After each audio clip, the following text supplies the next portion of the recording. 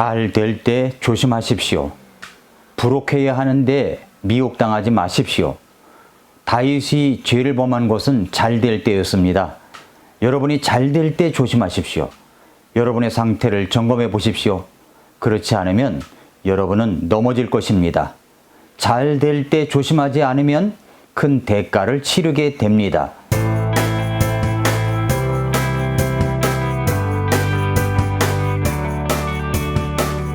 미라클 모닝 애청자 여러분, 안녕하십니까? 공자는 일찍이 노노의 위정편에서 이렇게 말했습니다. 나는 15에 지학, 학문의 뜻을 두었고 30살에 이립, 섰으며 40살에 부록, 미혹당하지 않았고 50살에 지천명, 천명을 알았으며 60살에 이순, 귀가 순했고 70살에 종심, 마음이 하고자 하는 바를 따랐지만 법도에 넘지 않았다라고 했습니다. 이 글은 공자가 자신의 일생을 돌아보고 학문의 심화된 과정을 수리한 것인데 공자의 이 말로부터 15세를 지학, 30세를 이립, 40세를 부록, 50세를 지천명, 60세를 이순, 70세를 종심이라고 부르게 되었습니다. 적어도 공자가 살던 시대에 있어서 나이 40은 세상 일에 미혹됨이 없어 부동의 위상을 지키면서 세상 일에 흔들리지 않을 나이를 말했던 것 같습니다. 부록이라는 말은 흔들리지 않는다, 유혹을 당하지 않는다라는 말입니다. 심리적으로나 사회적으로나 안정이 되었다는 말이죠. 그러나 40을 지내온 분들은 알겠지만, 40을 지내고 있는 분들도 알겠지만 40이라는 나이, 40대는 사실 흔들림이 많은 시기입니다. 아마도 공자는 40이면 다른 나이보다 더 흔들릴 수 있는 시기이기 때문에 부록이라고 하지 않았을까 그렇게 생각이 됩니다. 40은 이제 꺾어진 80이라느니 하면서 이제 늙어간다고 생각되기도 합니다. 어른들이 그 말을 들으면 야단 맞을 말이죠. 부록과 미혹 사이에서 부록을 해야 하지만 미혹을 당하여 엄청 고통과 대가를 치른 사람이 있었습니다. 흔히 인생을 바다에 비유하곤 합니다. 인생의 바다는 잔잔하게 물결 칠 때도 있고 거친 파도가 밀려올 때도 있으며 태풍이 물려올 때도 있고 도무지 견디기 어려운 광풍이 몰아칠 때도 있습니다. 내가 원치도 않은 광풍이 몰아치면 어쩔 줄 몰라 하는 것이 우리 인생입니다. 인생에 닥친 광풍을 어떻게 해결해야 할까요? 좋은 상담자를 찾아가야 하겠습니까? 좋은 책을 읽어야 하겠습니까? 토스토예프스키는 이런 말을 했습니다. 모든 개미는 개미뚝을 쌓을 줄 알고 모든 벌은 벌집을 만들 줄 안다. 그놈들은 우리식이 아니라 나름의 방식으로 살아가며 그것을 체득한다. 오직 인간만이 사는 법을 모른다. 올바로 사는 법을 알려면 우리와 같은 사람들이 쓴 책이 아니라 사람을 만드신 분이 주신 하나님의 말씀을 보아야 합니다. 성경에는 인생이 당하는 모든 문제를 해결하는 비결이 담겨져 있기 때문입니다. 성경은 잘 나갈 때 조심하라는 말씀을 종종 우리에게 주시고 있습니다.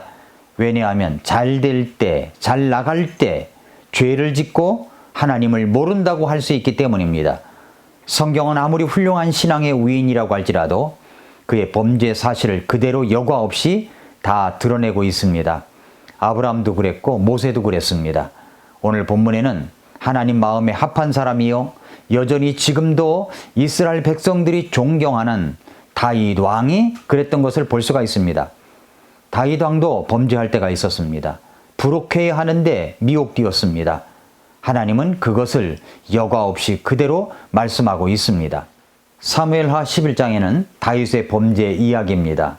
성경은 남의 아내를 탐내지 말라고 하시는데 다윗은 남의 아내를 간음하고 또 그 범죄를 은폐하기 위한 여러 가지 시도를 하다가 실패하자 그녀의 남편 우리아를 깊은 전쟁터에 들어가게 하여 죽게 했습니다. 간음죄에다가 살인 교사죄입니다. 어떻게 다윗이 이런 범죄를 저지를 수가 있단 말입니까? 깜짝 놀랄 사건입니다. 우리는 다윗 때문에 놀라기도 하지만 우리 자신 때문에 깜짝 놀라야 합니다. 나도 그럴 수 있다고 말입니다. 하나님의 말씀 속에 이런 내용까지 기록된 것은 이것을 통해서 우리가 깊이 깨닫고 그 범죄를 예방하기 위한 하나님의 뜻이 있다는 것을 잊지 말아야 합니다. 우리를 미혹하는 것들이 있습니다. 그것이 무엇일까요? 여러분은 어떤 것이 여러분에게 가장 미혹에 약한 부분인지 아십니까? 춘추시대에 종행가의 이야기를 담은 전국책이라는 것에 보면은 이 술이라고 하는 것이 처음 만들어졌을 때부터 문제가 되었다는 이야기가 있습니다. 때는 바야흐로 양나라 해왕 위용이 인근의 제후들에게 힘께나 쓰던 춘추 전국시대였습니다. 마침 노, 송, 위, 정나라 제후가 양나라에서 회합을 갖게 되었는데 해왕이 노나라의 제후에게 술을 권했습니다. 노나라 제후는 마시라는 술을 마시지 않고 자리에서 일어나 해왕 쪽으로 발걸음을 옮기더니 과거의 역사를 들어서 군주가 4가지에 빠지면 나라가 망한다는 이야기를 합니다. 첫째가 술이고, 둘째가 음식이고, 셋째가 미인, 여자고, 넷째가 조경과 영이라고 이야기합니다. 그 처음부터 술꾼인 사람은 없다고 생각합니다. 처음부터 탐식하는 사람도 없겠죠. 처음부터 여자에게 혹하는 사람도 드물 것입니다. 그런데 군주가 그런 것에 자주 접하여 빠지면 나라가 망한다는 것입니다. 그런데 다윗 왕이 그랬습니다. 우리는 정말 조심해야 할 것이 있습니다. 잘 될 때 조심해야 되겠죠. 잘 될 때 부록해야 하는데 미혹될 수 있기 때문에 잘 될 때 조심하십시오. 11장 1절 사무엘하 11장 1절에 보면은 이렇게 말씀했습니다. 그 해가 지나고 왕들이 싸우러 나갈 때가 되매 다윗이 요압과 자기 신하들에게 온 이스라엘을 보내니 그들이 암몬 자손을 멸하고 랍바를 애워쌌더라. 그러나 다윗은 예루살렘에 여전히 머물러 있었더라 라고 했습니다. 다윗은 왕이 된 후 약 20년 동안은 정치를 정말 잘했습니다. 간간히 블레셋과 전쟁을 치르기는 했지만 특별한 폭풍 없이 잔잔하고 평온한 날들을 보냈습니다. 그는 모든 이스라엘 백성들에게 존경받고 사랑받는 왕이었습니다.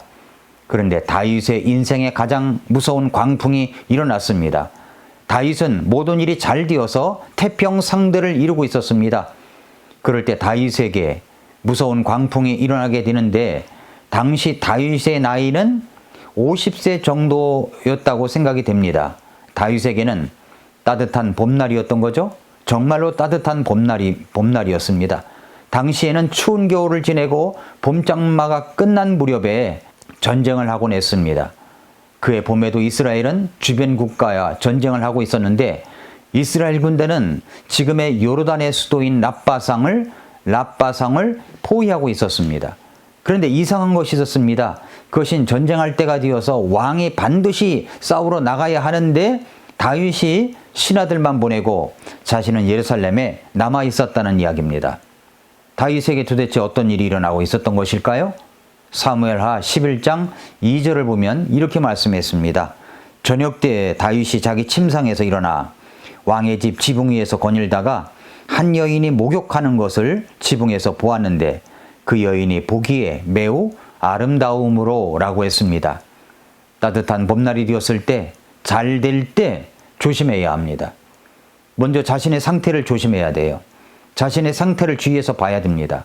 다윗이 왕으로서의 책임을 다하고 있지 않다는 것을 이 말씀에서 알 수가 있죠. 다윗은 20년 동안 수많은 전쟁터에서 승리를 일궈냈습니다. 그 결과 왕으로서 막강한 권세와 대단한 명성을 누리고 있었습니다. 그런데 지금은 전쟁에 대한 열정도 책임도 없는 듯 합니다. 전쟁 중에 왕이 저녁 늦게까지 잠을 잤다는 것은 나태함과 게으름을 보여주는 것입니다. 하루 종일 잠만 잔 거죠. 다윗은 화려한 과거로 인해 자만심에 빠져 있었던 것 같습니다. 아무런 열정이 없는 나태함과 게으름이 가득한 때가 정말로 위험한 시기입니다. 영적으로 게으르게 되면 기도도 하지 않습니다. 성경을 가까이 하지도 않아요. 예배 참석도 소홀하게 됩니다. 겨우 교회만 다니곤 하는 것입니다. 앞자리에 앉았다가 점점점 뒷자리로 가죠. 그러다가 아예 들어오질 않습니다. 기도나 찬양이나 말씀에 아무런 열정이 없습니다. 영적으로 게으른 사람은 영적인 것에 대해서 무감각한 사람이 되고 맙니다. 매사에 게으릅니다. 게으름이라고 하는 것은 열정이 없다는 것을 나타내고 분명한 목표가 없을 때 나타나는 증후군입니다. 이러한 게으름은 아주 나쁜 습관입니다. 죄입니다. 예수님은 게으른 자를 책망하셨습니다. 달란트 비유에서 한 달란트 가진 자는 게을렀기 때문에 감각도 없고 자신이 편리한 대로 생각한 것입니다. 그래서 우리 주님께서 뭐라고 말씀하셨어요? 이 악하고 게으른 종아 라고 말씀하시지 않았습니까? 우리 그리스도인은 게으름을 쫓아내야 합니다. 톨스토이는 이런 말을 했죠. 게으른 자의 머릿속은 사탄이 살기 가장 좋은 곳이다. 게으름은 시간을 낭비하는 것이 아니라 자신을 낭비하는 것이란 말입니다. 사랑하는 애청자 여러분, 성도 여러분, 게으른 자는 하나님께서 주신 시간을 우습게 여깁니다. 다윗에게 몰아닥친 광풍은 어려움과 고난이 많은 시간이 아니었습니다. 모든 것이 편안하고 잘되고 있을 때였습니다. 사도 바울은 그래서 이렇게 경고했죠. 고린도 전서 10장 12절에 보면은 그런즉 서 있는 줄로 생각하는 자는 넘어지지 않도록 주의할지니라. 늘 우리는 영적 긴장감을 가지고 있어야 합니다. 늘 깨어있지 않으면 우리는 언제든지 다윗처럼 범죄와 침체에 들어갈 수 있다는 것을 기억해야 합니다. 여러분은 지금 어떤 상태에 있다고 생각하십니까? 부록해야 하는데 미혹될 수 있습니다. 그런 환경에 있지 않습니까? 아무런 열정도 없는 나태함과 게으름이 가득한 때가 정말 위험한 시기입니다. 그러므로 잘못된 곳에서 벗어나십시오. 예수님 앞에 그 모든 것을 쏟아 놓으십시오. 그것이 우리가 살 길입니다. 오늘도 미라클 모닝입니다.